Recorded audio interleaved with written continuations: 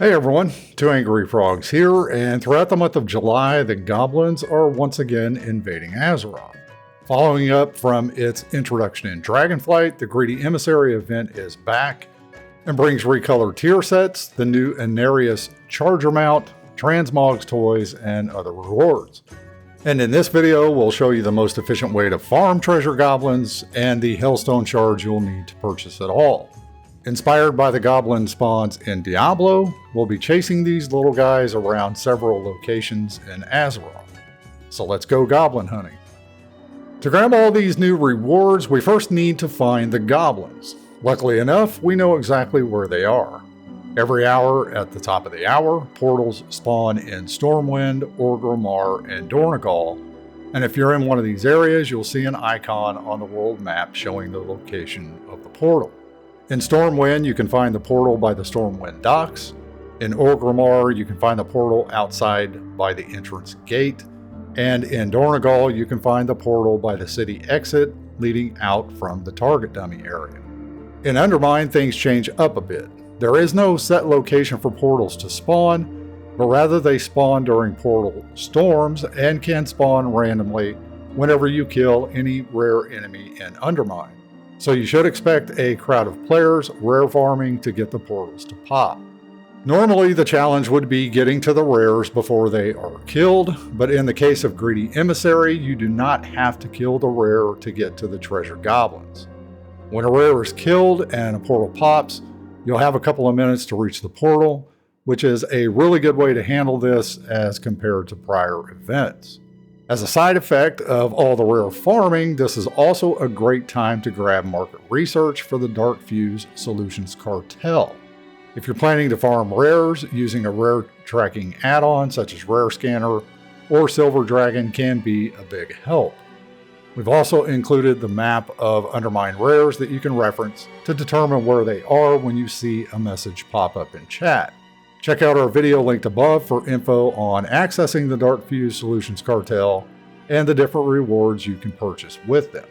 In Undermine, portals can also spawn when killing bosses in the Liberation of Undermine raid.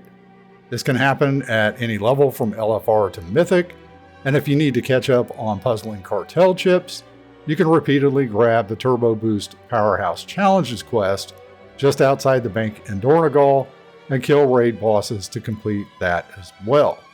So we have several ways to spawn portals, but there is a way to get to even more. At 15 minutes past the top of the hour, portal storms in Undermine spawn another 5 portals.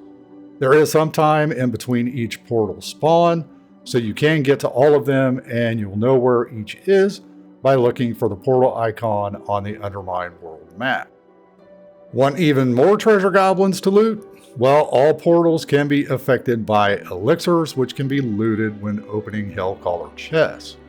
Elixirs give portals a set of affixes, and you can see what affixes a portal has by looking at the icons above the portal.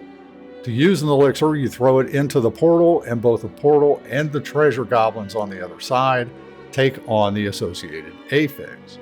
We have 17 types of elixirs, ranging from empowering the treasure goblins with increased stats to giving them new spells and abilities. You can throw up to 6 elixirs into a portal, and with 6 elixirs, 3 goblins will summon from the portal instead of just 1. Note that you cannot use the same elixir twice, so the 6 must be unique. With the Greedy Emissary event, we have a new currency, because that is the way, in the form of Hellstone Shards. You can grab 13 of these pretty quick by completing the quest Hell Hunters Wanted. To grab the quest, you'll find a missive hanging on an upper wall above the forge grounds. The quest points you to the Hellcaller vendor Baranar in Dornogal, where the quest is turned in.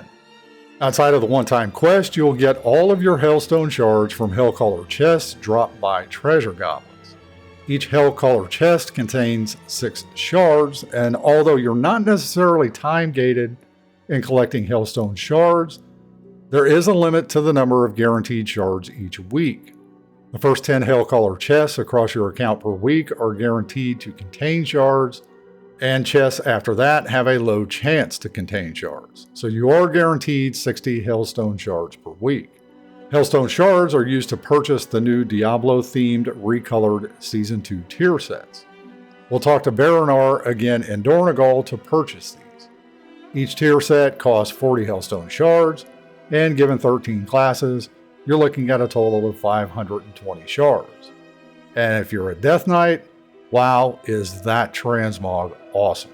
Unfortunately, not so much for hunters.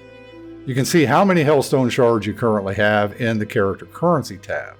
You'll find the currency under the Miscellaneous drop-down, and these are war-bound, so can be freely passed back and forth between your characters. In addition to shards and elixirs, Hellcaller chests can also contain charms.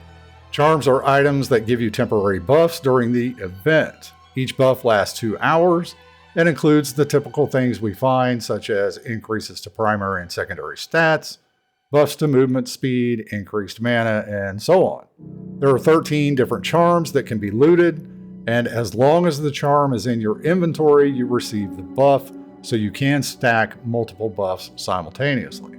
The buffs are not active in Raid, Mythic Plus, or rated PvP content, but will still remain active in all open world content. Beyond the recolored tier sets, we have a new mount, a new pet, a few transmogs, and several toys. The new mount, the Unarius Charger, is a random drop from killing treasure goblins. It looks to have a pretty decent drop rate, and with the sheer number of goblins you will kill to get the recolored tier sets, you should see this at some point. The mount itself is a very cool recolor of Tyrael's Charger, the mount reward from the Dragonflight Greedy Emissary event. The new pet, Belial, is a Diablo-inspired baby goat.